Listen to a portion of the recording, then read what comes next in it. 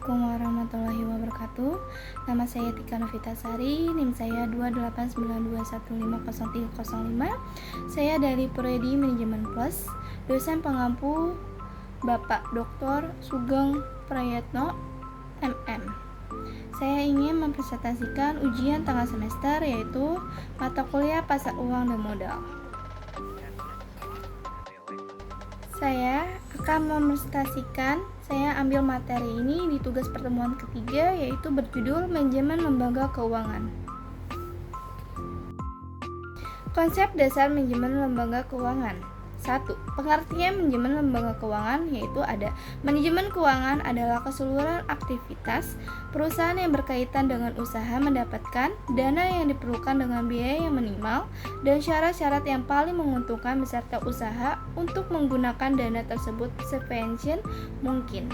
Manajer keuangan secara aktif mengolah urusan keuangan dari berbagai jenis usaha yang berkaitan dengan keuangan atau non-keuangan, pribadi atau publik, besar atau kecil, profit atau non-profit. Mereka melakukan berbagai kegiatan seperti anggaran, perencanaan keuangan, manajemen kas, administrasi kredit, analisa investasi, dan usaha memperoleh dana. Lembaga keuangan menyediakan sebagai perantara antara pemilik modal dan pasar uang yang bertanggung jawab dalam penyaluran dana dari investor kepada perusahaan yang membutuhkan dana tersebut. Dan kedua, tujuan manajemen lembaga keuangan. Tujuan manajemen lembaga keuangan adalah memaksimalkan profit atau keuntungan dan meminimalkan biaya expense atau cost untuk mendapatkan suatu pengambilan keputusan yang maksimum dalam menjalankan perusahaan ke arah perkembangan dan perusahaan yang berjalan atau survive dan expansion.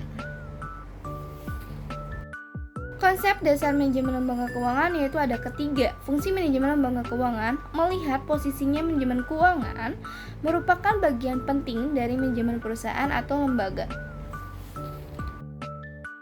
Dan keempat, ruang lingkup manajemen lembaga keuangan. Ruang lingkup manajemen keuangan terdiri atas sebagai berikut, yaitu ada A. Keputusan pendanaan, meliputi kebijakan manajemen dalam pencairan dana perusahaan, misalnya kebijakan menerbitkan sejumlah obligasi dan kebijakan utang jangka pendek dan jangka panjang perusahaan yang bersumber dari internal ataupun eksternal perusahaan. Yang ke B, lembaga keuangan bank dan lembaga keuangan bukan bank. 1. Lembaga keuangan bank. A. Pengertian bank.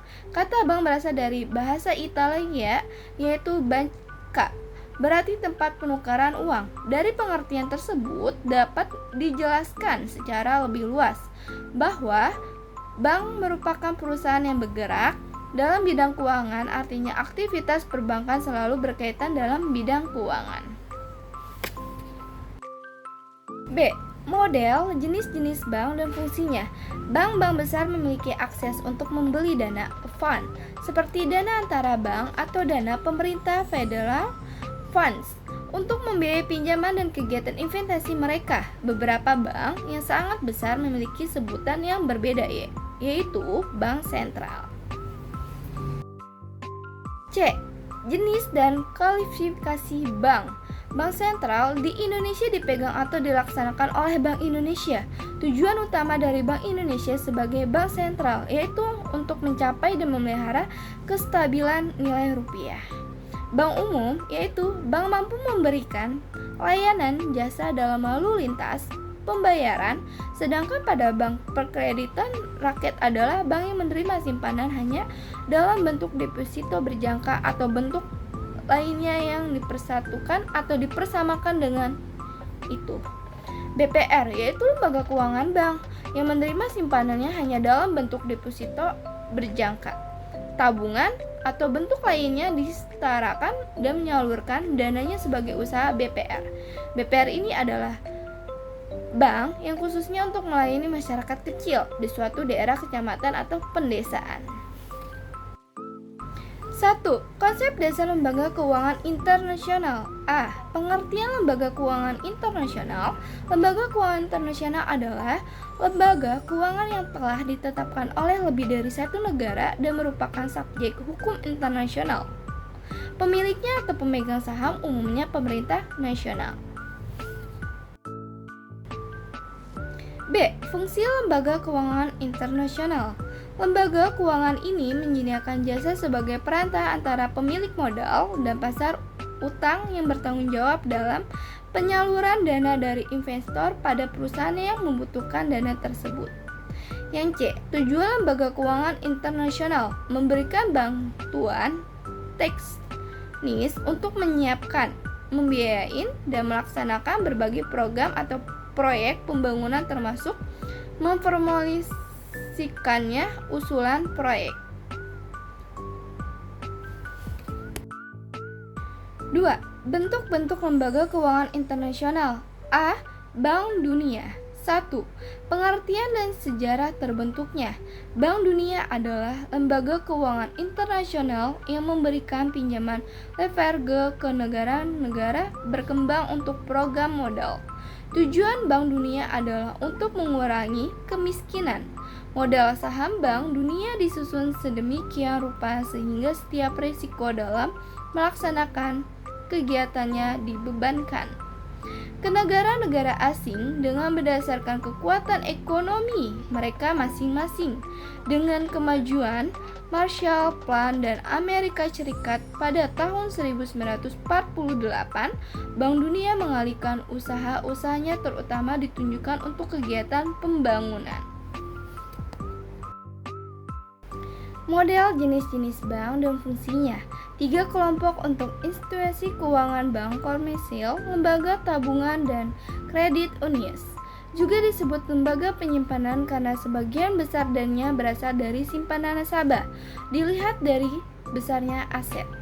Bank-bank komersial adalah kelompok terbesar lembaga penyimpanan yang dapat melakukan fungsi serupa dengan lembaga-lembaga tabungan dan kredit union, yaitu menerima deposit kewajiban dan membuat pinjaman, tetapi berbeda dalam komposisi aktiva dan kewajiban yang jauh lebih bervariasi. Selain itu, bank jenis dan kualifikasi bank.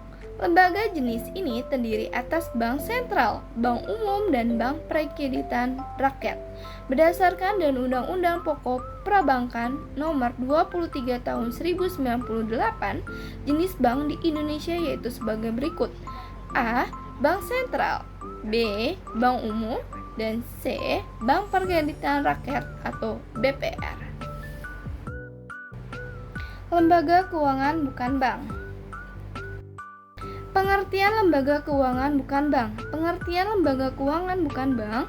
Lembaga keuangan bukan bank LKBB berdasarkan Undang-Undang Nomor 10 Tahun 1098, yaitu suatu badan usaha yang melakukan suatu kegiatan di bidang keuangan yang menghimpun dana dengan mengeluarkan kertas berharga dan menyalurkan untuk membayar investasi perusahaan.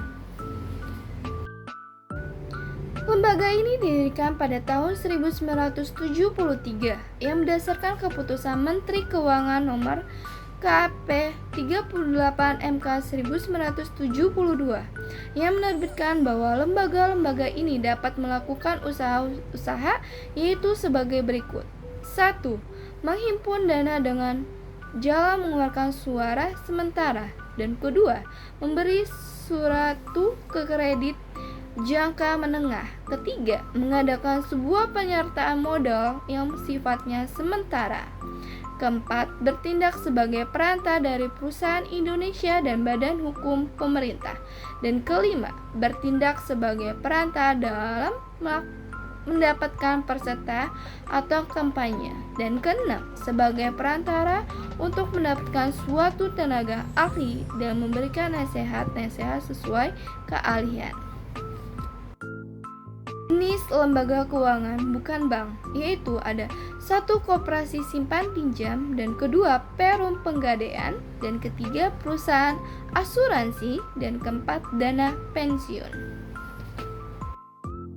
Lembaga keuangan bukan bank yaitu pasar modal. Pengertian pasar modal menurut Usnan 2003, pasar modal adalah pasar untuk berkaitan atau berbagai instrumen keuangan jangka panjang yang dapat diperjualbelikan baik dalam bentuk utang maupun modal sendiri, baik yang diterbitkan oleh pemerintah public authorities maupun perusahaan swasta.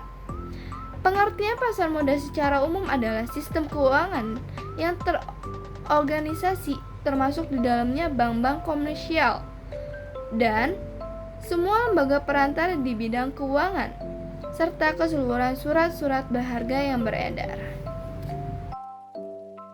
Pasar modal sebagai sistem dan lembaga keuangan. Pasar modal pada hakikatnya adalah pasar yang tidak berbeda jauh dengan pasar tradisional yang selama ini kita ketahui, yaitu ada pedagang, pembeli, dan tawar-menawar harga.